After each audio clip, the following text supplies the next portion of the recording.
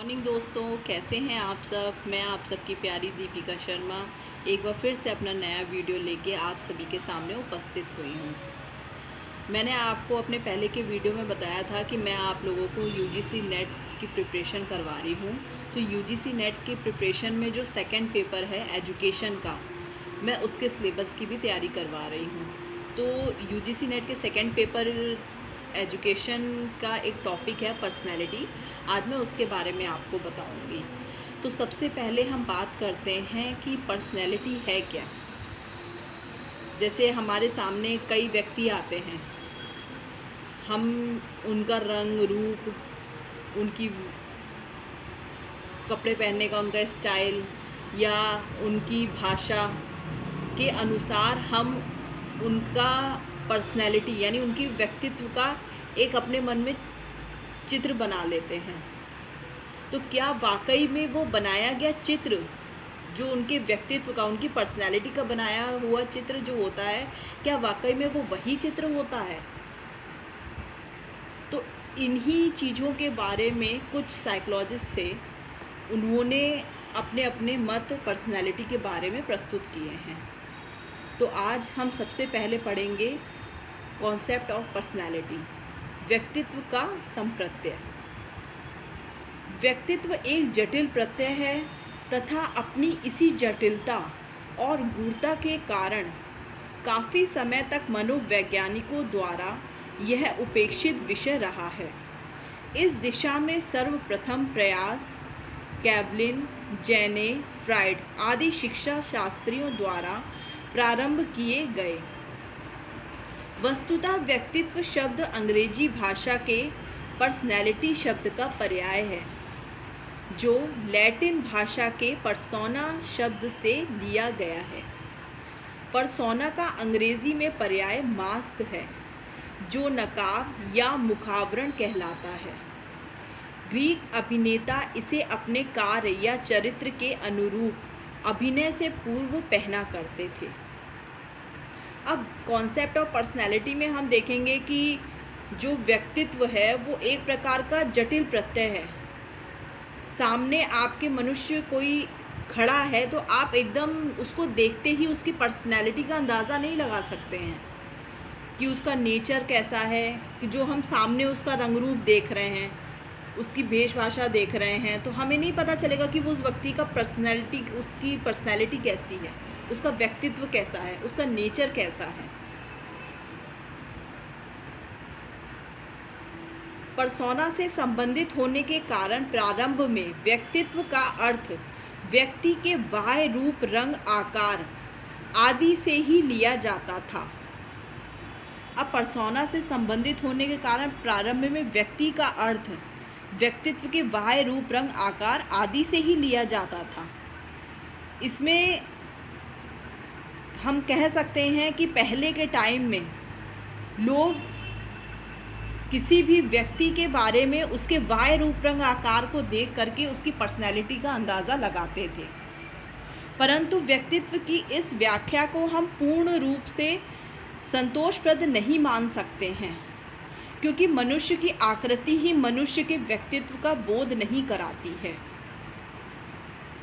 अब इसमें कहा गया है कि हम किसी भी व्यक्ति को देख के उसके बाह्य रूप, रंग, आकार में उसके पर्सनैलिटी का अंदाज़ा हम सही तरीके से नहीं लगा सकते हैं, क्योंकि जो मनुष्य सामने से दिखने में अच्छा हो लेकिन उसकी पर्सनैलिटी ही नहीं अच्छी हो, उसका नेचर नहीं अच्छा हो, उसका डेवलपमेंट नहीं अच्छा हो, तो वो मनुष्य क्या अच्छी पर्सनैलिटी का होगा?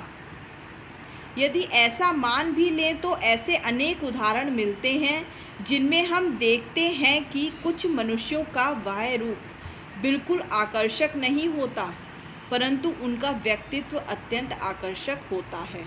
जैसे गांधी जी, टैगोर, शास्त्री जी, विनोबा भावे। अब कई हमारे ऐसे स्वतंत्रता सेनानी हुए हैं कि हम उनका बाह्य रूप देख करके उनको बहुत सुंदर या बहुत आकर्षक नहीं माना जा सकता है, लेकिन उनके किए गए कार्यों के द्वारा उनकी पर्सनैलिटी का हमें पता चलता है कि वो मनुष्य कैसा है। स्पष्ट है कि व्यक्तित्व मात्र बाह्य बनावट से ही नहीं होता, अपितु उसके लिए कुछ आंतरिक गुणों का होना भी अत्यंत आवश्यक होता है। जिस प्रकार से गांधी जी, टैगोर जी, शास्त्री जी, विनोबा भावे जी, इन लोगों की बाह्य बनावट जो है वो ज़्यादा अट्रैक्टिव ना रही हो, लेकिन उनके कुछ आंतरिक गुणों के कारण उनका नाम हम आज भी लेते हैं।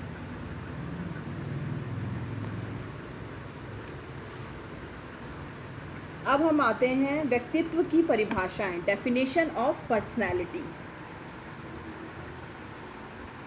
व्यक्तित्व को अनेक मनोवैज्ञानिकों ने अपने विचारों में परिभाषित किया है, जो निम्न प्रकार से हैं। वुडवर्थ के अनुसार, अकॉर्डिंग टू वुडवर्थ, व्यक्तित्व व्यक्ति की संपूर्ण गुणात्मकता है। वुडवर्थ जी ने कहा है कि व्यक्तित्व व्यक्ति की संपूर्ण गुणात्मकता है, मतलब व्यक्ति के अंदर जो जो गुण हैं वो उसकी पर्सनैलिटी को डिफाइन करते हैं। सेकंड डेफिनेशन है गिलफोर्ड के अनुसार, हम व्यक्तित्व को शील गुणों के एक संकलित नमूने के रूप में परिभाषित कर सकते हैं। गिलफोर्ड जी ने कहा है कि हम किसी भी व्यक्ति के व्यक्तित्व के बारे में उसके गुणों में लिए गए एक संकलित नमूनों के तौर पर हम उसको डिफाइन कर सकते हैं, या हम बता सकते हैं कि सामने वाले का नेचर कैसा है, उसका व्यक्तित्व कैसा है। अब थर्ड डेफिनेशन पे आएंगे। मॉर्गन तथा गिलीलैंड के अनुसार, हम जो कुछ हैं उस सब का योग व्यक्तित्व के नाम से पुकारा जाता है। मॉर्गन और गिलीलैंड जी ने कहा है कि हम जो कुछ हैं उस सब का योग, मतलब जो हमारी क्वालिटीज़ हैं, चाहे वो हमारी क्वालिटीज़ हों, चाहे वो हमारी कमियां हों, तो उसी के द्वारा ही व्यक्ति को उसी के अकॉर्डिंग उसके नाम से पुकारा जाता है। अगर व्यक्तित्व की पर्सनैलिटी के अंदर अच्छाइयाँ होंगी तो उसे हर कोई अच्छा कहेगा, और पर्सनैलिटी में अगर उसके अंदर बुराइयाँ होंगी तो उसकी बारे में सभी लोग बुरी बातें बोलेंगे। अब लास्ट डेफिनेशन है हमारी मन के अनुसार, व्यक्तित्व एक व्यक्ति के संगठन, व्यवहार के तरीकों, रुचियों, दृष्टिकोणों, क्षमताओं और तरीकों का सबसे विशिष्ट संगठन है। अब व्यक्तित्व के बारे में मन जी ने कहा है कि व्यक्तित्व जो है वो एक कोई भी व्यक्ति के संगठन, उसके बिहेवियर, उसके इंटरेस्ट और उसके दृष्टिकोणों, क्षमताओं और तरीकों का विशिष्ट संगठन है। जो जो उसके अंदर क्वालिटीज़ हैं वो उन क्वालिटीज़ को किस तरीके से करता है, उसका इंटरेस्ट किस चीज़ में है, उसकी कैपेसिटी कितनी है, उसके देखने का नज़रिया कैसा है किसी भी चीज़ को, उसी के अनुसार उस व्यक्ति के व्यक्तित्व का हमें पता चलता है। अब हम बात करेंगे व्यक्तित्व की संरचना के बारे में, स्ट्रक्चर ऑफ पर्सनैलिटी। अब फ्राइड के अनुसार स्ट्रक्चर ऑफ पर्सनैलिटी में उन्होंने व्यक्तित्व को 3 तत्वों से निर्मित किया है, जिसमें पहला तत्व है हमारा इद यानी इड, सेकंड है अहम यानी ईगो, और थर्ड है आदर्श अहम यानी सुपर ईगो। अब इद का संबंध अचेतन मन से है, इसकी प्रकृति पशु वृत्यामन है और यह सुखदायी सिद्धांत से प्रभावित होने के कारण अचेतन स्तर की समस्त दमित असामाजिक तथा अनैतिक इच्छाओं, प्रेरणाओं आदि की येन केन प्रकारेण तत्काल संतुष्टि चाहता है। फ्राइड इसका क्षेत्र बहुत व्यापक मानते हैं और इसे कहते हैं कि store house of unclaimed motives and reactions. अब जो फ्राइड थे उन्होंने बताया कि व्यक्तित्व को हम 3 तत्वों से निर्मित कर सकते हैं कि हमारा जो व्यक्तित्व है वो 3 चीज़ों से मिलकर बना है। इड, अहम, ईगो, और आदर्श, अहम, सुपर ईगो। तो ये जो चीज़ें हैं ये हमारे अचेतन मन से जुड़ी हुई हैं।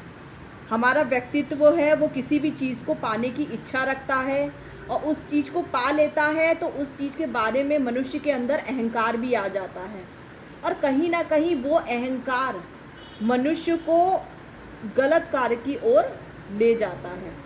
तो उसी में उसका जो सुपर ईगो है वो उस चीज़ के में अपना एक बहुत ही पूर्ण रूप से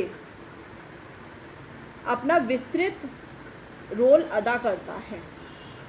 अब आज मैंने आपको व्यक्तित्व के बारे में पढ़ाया, उसकी डेफिनेशन बताई और स्ट्रक्चर ऑफ पर्सनालिटी के बारे में बताया। तो स्ट्रक्चर ऑफ पर्सनालिटी के बारे में कल हम फिर से डिटेल में पढ़ेंगे अपने नेक्स्ट वीडियो में। आज तक के लिए इतना ही। और अगर आपको मेरे नोट्स और मेरे वीडियोस अच्छे लगते हैं और आप मेरे चैनल पे नए हैं तो प्लीज़ उसको सब्सक्राइब करिए, बेल आइकन में जा कर के बेल के बटन को प्रेस करिए, मेरे वीडियो को लाइक करिए, शेयर करिए और सब्सक्राइब करिए। Thank you, bye.